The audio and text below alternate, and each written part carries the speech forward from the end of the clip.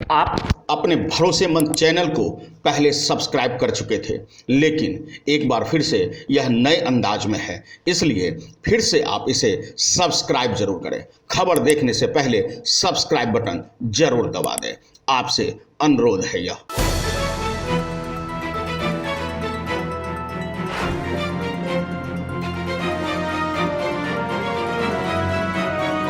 अनुभवी आंखें सच दिखाते हैं, छुपाते नहीं। दिल्ली में आम जनता का भरोसा जीतकर केजरीवाल यहाँ के मुख्यमंत्री बन चुके हैं। उन्होंने जनता का विश्वास जीता और अब एमसीडी की तैयारी है। एमसीडी में एक सवाल उठ रही है कि भ्रष्टाचार का एक कॉल और एमसीडी में केजरीवाल। दरअसल कुछ महीनों बाद निगम पार्षद चुनाव होना है। तय मानी जा रही है कि दिल्ली सरकार जिस तरह आम जनता का भरोसा जीतकर विधानसभा में पहुंची है, एमसीडी में भी अपना परचम लहराएगी। हमारे साथ जमीनी नेता आम आदमी पार्टी के परवीन झा हैं।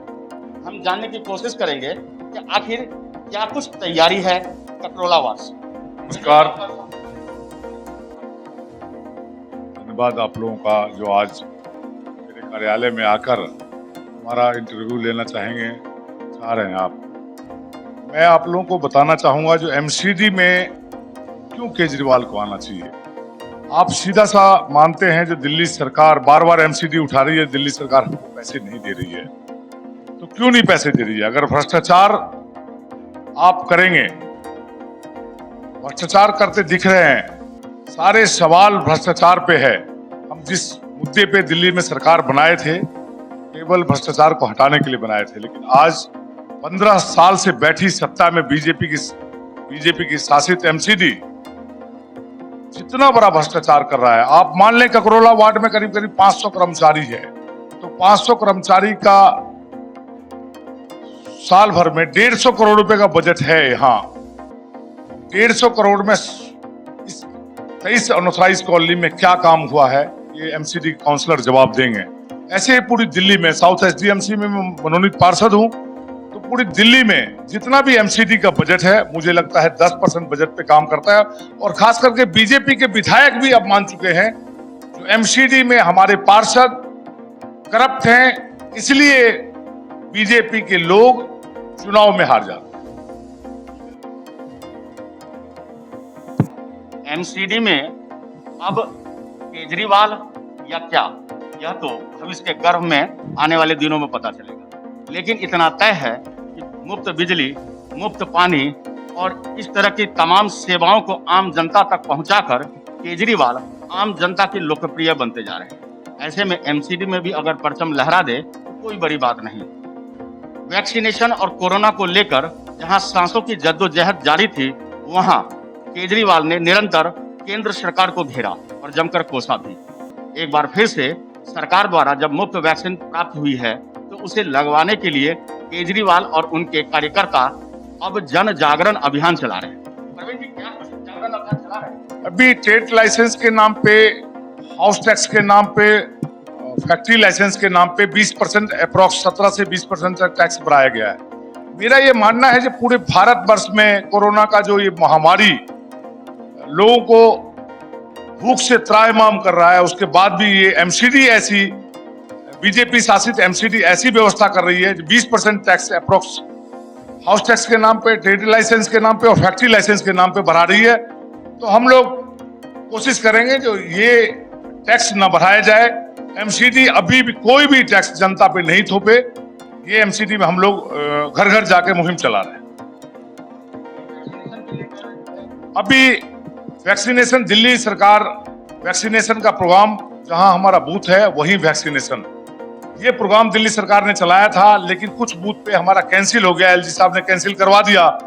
लेकिन फिर भी हम अभी मटियाला विधानसभा में करीब 5 जगह वैक्सीनेशन का प्रोग्राम चला रहे हैं, जिसमें सेक्टर 13 द्वारका सरकारी स्कूल में, सेक्टर 22 द्वारका सरकारी स्कूल में, नंगली के एमसीडी स्कूल में, तीनपुर के सरकारी गवर्नमेंट, दिल्ली सरकार के गवर्नमेंट स्कूल में और घुमन नगर के स्कूल में हम वैक्सीनेशन का प्रोग्राम चला रहे हैं।